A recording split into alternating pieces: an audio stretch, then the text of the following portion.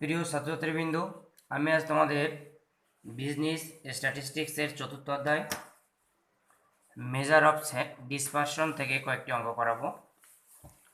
আমি এই বইটি থেকে তোমাদের অঙ্ক করাচ্ছি কমার্স পাবলিকেশনের। তো মেজার অফ ডিসপারশন একটা বড় অধ্যায়, তো আমি অ্যাট ফার্স্ট খুব সহজ অঙ্ক তোমাদের শেখাবো।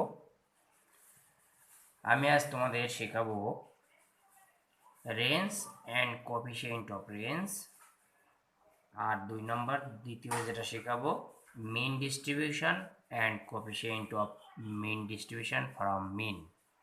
এই মিন ডিস্ট্রিবিউশন মিনের মাধ্যমে হয়, মিডিয়ানের মাধ্যমে হয়, মোডের মাধ্যমে হয়। তাই আমি লিখে দিছি মিন ডিভিশন ফ্রম মিন। তো আমি প্রথমে রুলস লিখছি, রুলস অফ রেঞ্জ। রেঞ্জকে আমরা বড় হাতের আর দ্বারা প্রকাশ করি। Range equal to H minus L. এটা ম্যাক্সিমাম মাইনাস মিনিমাম এসবও লেখা যায়। যা হোক, আমি এইচ মাইনাস এল লিখলাম। এইচ দ্বারা আমরা বোঝাচ্ছি হাইয়েস্ট ভ্যালু, আর এল দ্বারা আমরা বোঝাচ্ছি লোয়েস্ট ভ্যালু। সি দ্বারা বোঝাচ্ছি আমি কোএফিসিয়েন্ট। আমি যেহেতু কোএফিসিয়েন্ট বানানটি লিখে দিয়েছি, তাই তার প্রথম অক্ষর সি, সংক্ষেপে সি দ্বারা প্রকাশ করা হয়, তাই লিখলাম সি ডট রেঞ্জ। এটাকে সংক্ষেপে সি আর লেখা হয়।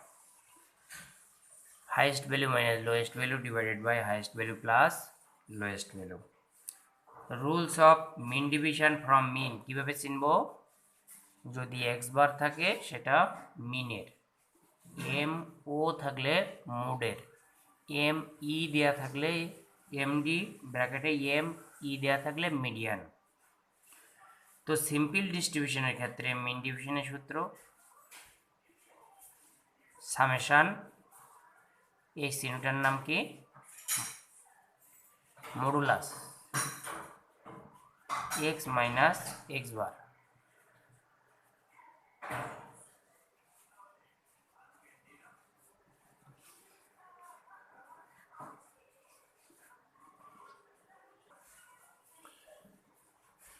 তো আমি তোমাদের সিম্পল ডিস্ট্রিবিউশনের সূত্র দেখালাম। M dot D x bar অর্থাৎ মিন ডিভিশন এক্স বার অর্থাৎ মিনের মাধ্যমে summation modulus x minus x bar. এই মডুলাসের মান কখনো ঋণাত্মক হয় না, ডিভাইডেড এন। আর ডিসক্রিট অ্যান্ড কন্টিনিউয়াস ডিস্ট্রিবিউশনের ক্ষেত্রে একই সূত্র, সামেশান এফ ইন্টু তো না F modulus x minus x bar divided N. উভয়ের কোএফিসিয়েন্ট অফ মিন ডিভিশনের সূত্র mean division x bar divided by x bar মিনের ক্ষেত্রে। তো আমি অঙ্কে চলে যাই। আমি সহজ সহজ কয়েকটি অঙ্ক তোমাদের আজ শেখাবো। আমি অ্যাট ফার্স্ট শেখাবো খুব সহজ অঙ্ক, এক্সারসাইজ 1B1, একেবারে ফার্স্ট অঙ্কটা। অনেকে বলবে এটা কেন শেখাচ্ছেন, এটা ইম্পর্টেন্ট না। অনার্সে ইম্পর্টেন্ট বা আনইম্পর্টেন্ট যে কোনো অঙ্ক আসতে পারে। তোমরা দেখো অঙ্কটা। এই যে অঙ্কটা আমি দেখাচ্ছি, দ্য ফলোয়িং আর the wages of 8 workers of the factory. এখানে কি দেওয়া আছে? একটা ফ্যাক্টরির 8 জন ওয়ার্কারের তথ্য দেওয়া আছে, ওয়েজেস দেওয়া আছে। Find the range of variation and also compute the coefficient of range. এখানে হবে find the range of variation. ও আচ্ছা, find the range of variation অর্থাৎ রেঞ্জ নির্ণয় করতে হবে। এখানে ভেরিয়েশন কথাটার অর্থ অন্যভাবে নেওয়ার দরকার নেই। Find the range and also compute the coefficient of range. তো এটা সিম্পল ডিস্ট্রিবিউশনের অঙ্ক। সিম্পল ডিস্ট্রিবিউশন কাকে বলে আমি আগেও বলে দিছি অনেকবার। যদি কেউ ডিস্ট্রিবিউশন সম্পর্কে না জানো, তার পক্ষে পরিসংখ্যানের অঙ্ক করা সম্ভব নয়। তাই যারা জানো না তারা অবশ্যই আমার পরিসংখ্যানের ফার্স্ট ভিডিওর প্রথম ক্লাসটা অবশ্যই দেখে নেবে। তারপর আমি একবার বলে দিই, যে ডিস্ট্রিবিউশনে শুধুমাত্র একটা তথ্য বা ডাটা থাকে তাকে বলে সিম্পল ডিস্ট্রিবিউশন। তো এই ক্ষেত্রে আমি রেঞ্জের সূত্র যেহেতু লিখছি, আমরা কি লিখব? এখানে সবচেয়ে বড় মান আর ছোট মান আমরা ফাইন্ড আউট করব। হাইয়েস্ট ভ্যালু এখানে আছে 1575, 1575। আর লোয়েস্ট ভ্যালু এখানে দেওয়া আছে, লোয়েস্ট ভ্যালু 1380, 1380। তাহলে আমরা কি লিখব? উই নো, আমরা জানি। রেঞ্জ ইকুয়াল টু জানি কি highest value minus lowest value by H minus L O লেখা যায়। 1575 মাইনাস 1380। তাহলে আমাদের বিয়োগ করলেই শেষ। 1575 মাইনাস 1380, 1575 মাইনাস 1380, 195। এইটা আমাদের রেঞ্জ ভেরিয়েশন। নেক্সট আমাদের করতে হবে, আমরা এন্ড লিখে লিখব সি ডট আর, অর্থাৎ coefficient of range equal two highest value minus lowest value divided highest value plus lowest value. তো 1575 মাইনাস 1380 ডিভাইডেড 1575 প্লাস 1380। তাহলে উপরের বিয়োগটা তো আছেই, আমরা বসাই দিলাম। যোগটা কি হবে? 1575 প্লাস 1380, তার হলো 2955। তাহলে ভাগ করলে হয়ে যাবে 195 ডিভাইডেড অ্যান্সার ইকুয়াল টু 0.0659। তো আমাদের 1 নম্বর অঙ্কটা কিন্তু হয়ে গেল, আমরা পেয়ে গেলাম। এখানে অ্যান্সার লিখতেও পারো, তোমরা নাও লিখতে পারো। অ্যান্সার লিখলে কি লিখবে?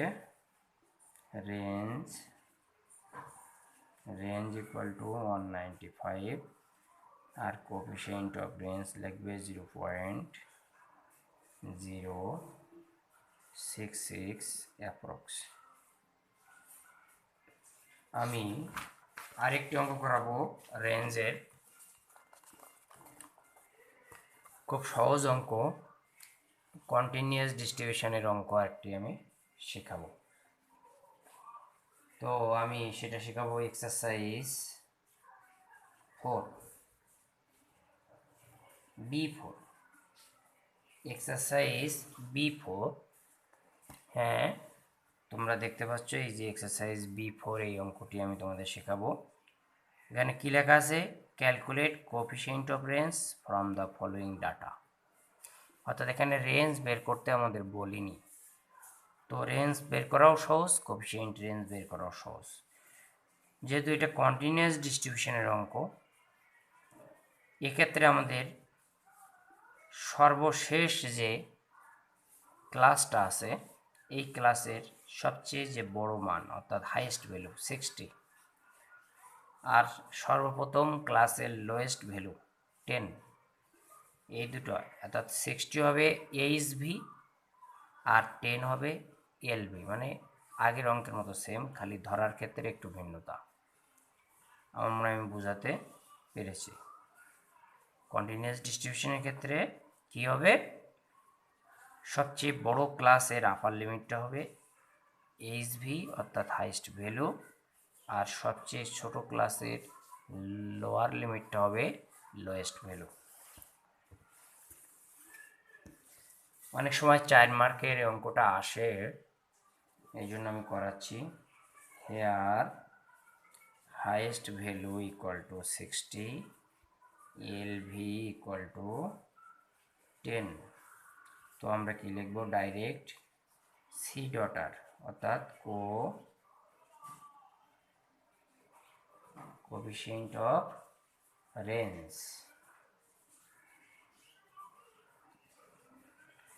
Coefficient of range. রেঞ্জ শুধু যদি বের করতে বলতো তাহলে তোমরা অবশ্যই পারতে, যেহেতু এখানে বলে নেই তাই আমি এটা বের করে দিলাম না। 60 মাইনাস 10 ডিভাইডেড 60 প্লাস 10, তাহলে 50 ডিভাইডেড 70, তো 50 ডিভাইডেড 70 0.714। ওকে, তাহলে আমাদের রেঞ্জ শেষ হয়ে গেল। আমি এখন তোমাদের মিন ডিভিশনের একটা অঙ্ক করাবো। আমি অঙ্কটা দেখাচ্ছি। অঙ্কটা calculate mean division from mean for the following data. আমি আগেও বলেছি পরিসংখ্যানের অঙ্ক করতে গেলে ডাটা হোক ক্লাস হোক সর্বনিম্ন 5টি থাকতে হবে।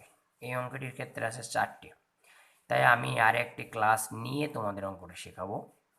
ক্যালকুলেটেড মিন ডিভিশন ফ্রম মিনের মাধ্যমে করতে বলছে এবং এই অঙ্কটির আমি কোএফিসিয়েন্টও করে দেখাবো। তো তার আগে আমি মিন ডিভিশনের সূত্রটা তো তোমাদের আগেই শিখাইছি, তার জন্য আর গেলাম না। আমি এখন তোমাদের এখানে লেখা আছে প্রবলেম B7, আসলে হবে এক্সারসাইজ B7, এক্সারসাইজ B7 অঙ্কটি করাবো। তো অঙ্কটি কন্টিনিউয়াস ডিস্ট্রিবিউশন আছে, তবে অঙ্কটা আছে অনেক ছোট, মানে অঙ্কের মানগুলো খুব ছোট ছোট, তার জন্য আমি এটাকে ডাইরেক্ট মেথডে করব। মিন ডিভিশন কোন মেথডে করবা সেটা যে যার ব্যক্তিগত ব্যাপার, অর্থাৎ ডাইরেক্ট মেথডেও করতে পারো, শর্টকাট মেথডেও করতে পারো। আমি লিখি ক্যালকুলেশন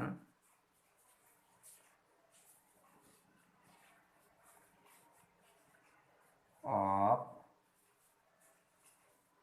মিন ডিভিশন, আমি সংক্ষেপে লিখলাম MDX বার অ্যান্ড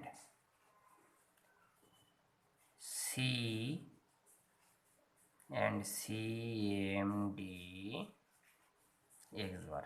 যেহেতু CMD চাইনি, যেহেতু অঙ্কটি আমি একটু বানাই নিচ্ছি, তৈরি করে নিচ্ছি, তাই আমি লিখে নিলাম। তো মিন এবং মিন ডিভিশন একসঙ্গেই করতে হয়, মিন ছাড়া মিন ডিভিশন করা যায় না। তাহলে আমার কি করতে হবে, আমি আগেই বলেছি এখানে 4টি ক্লাস আছে, আমি 5টি ক্লাস নেব। যে ক্লাস ইন্টারভেলে আছে সেই ক্লাস ইন্টারভেলে নেব, ফ্রিকোয়েন্সি একটা ধরে নিয়ে আমি তোমাদের অঙ্কটি শিখাবো। কারণ 4টি ক্লাসের বা 4টি ডাটার কোনো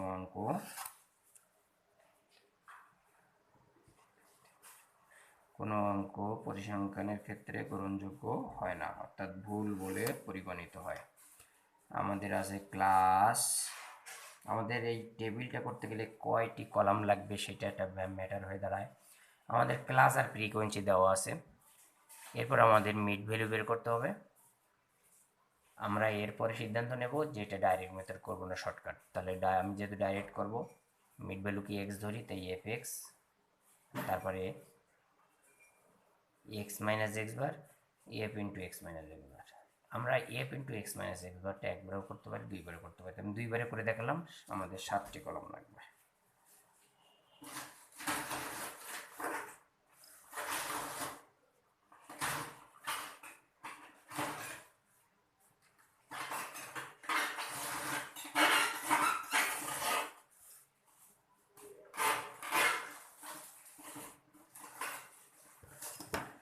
তাহলে আমরা শুরু করি।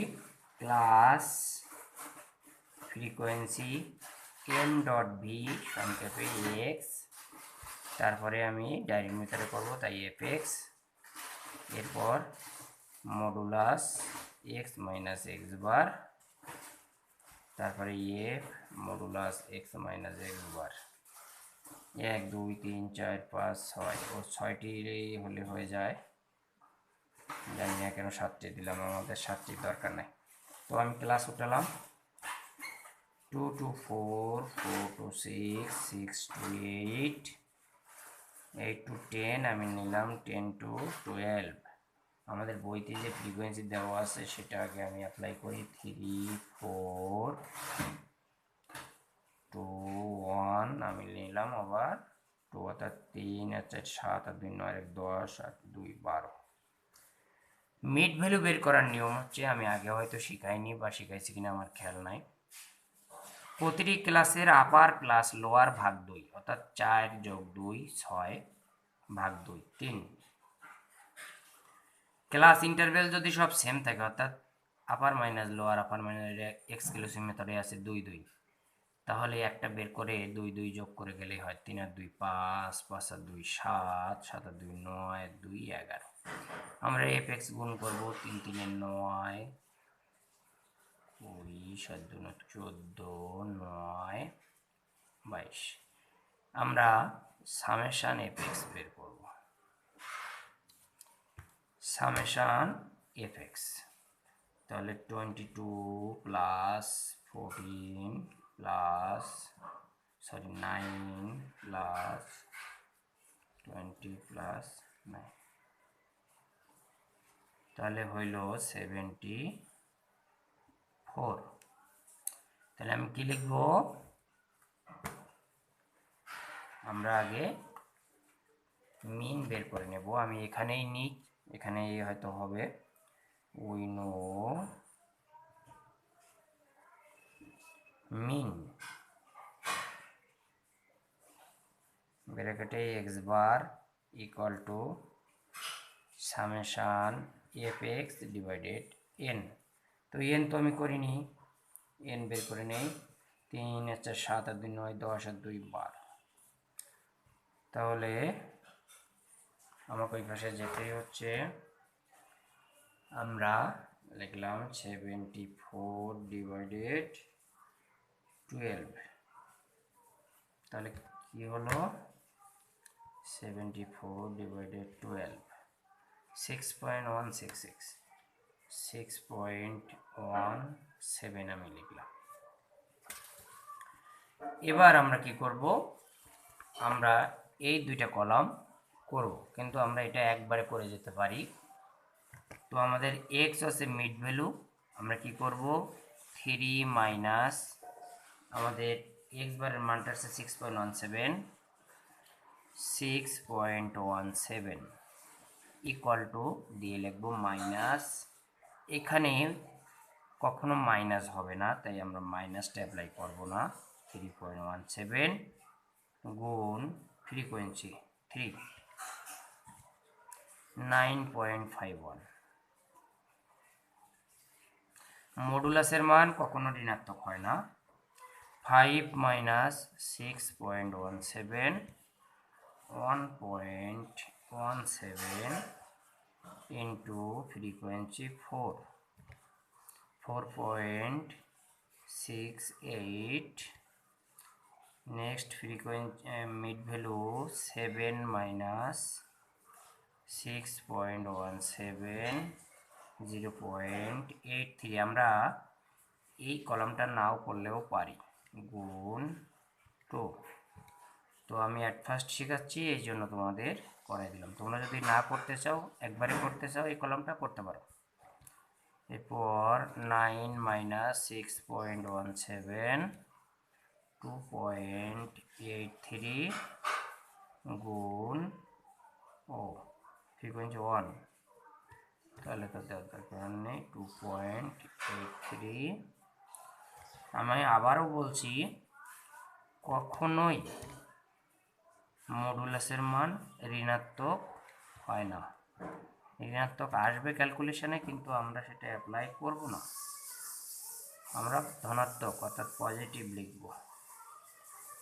গুণ 2 9.66 summation f modulus x minus x bar.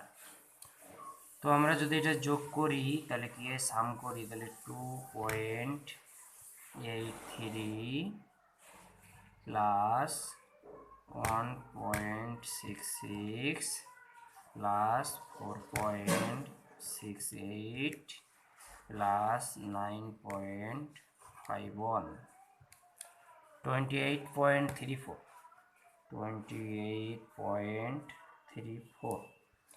তাহলে আমরা এখন আমাদের মিন ডিভিশন এবং কোএফিসিয়েন্ট অফ মিন ডিভিশন সবই বের করতে পারবো। তাহলে আমরা অ্যাট ফার্স্ট করব মিন deviation.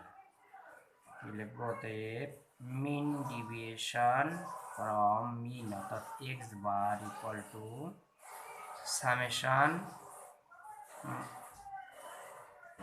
Summation F modulus x minus x bar by N. তো এটার মান আসছে আমাদের 28.34 divided 12 divided 12 2.36 and coefficient of mean deviation x bar equal to mean deviation x bar divided x bar। আমরা এখানে ব্র্যাকেট দেওয়ার দরকার নাই। মিন ডিভিশন এক্স বারের মান আমরা পাইলাম 2.36 আর মিনের মান অর্থাৎ এক্স বারের মানটা আমরা পেয়ে গেলাম 6.17। আমি আবার বলছি মিন ডিভিশনের মানটা এই আমরা এখানে অ্যাপ্লাই করলাম, আর কোএফিসিয়েন্ট অফ মিন ডিভিশনের মান এক্স বারের মান 6.17 আমরা সে মানটা অ্যাপ্লাই করলাম। এখন যদি আমরা ভাগ করি 2.36 divided 6.17 0.38। তো প্রিয় ছাত্রছাত্রীবৃন্দু, আমি আজ তোমাদের মিন ডিভিশন এবং কোএফিসিয়েন্ট অফ মিন ডিভিশন অঙ্ক করালাম, শিখালাম। আশা করি তোমরা বুঝতে পেরেছো। তোমরা যারা এখনও পর্যন্ত আমার চ্যানেলটি সাবস্ক্রাইব করো নাই, অবশ্যই সাবস্ক্রাইব করবে, লাইক কমেন্টস করে জানাবে, কমেন্টস করবে অবশ্যই যে তোমরা বুঝতে পারলা কিনা। কোনো সমস্যা থাকলে আমাকে ইনফর্ম করবে। সকলকে ধন্যবাদ।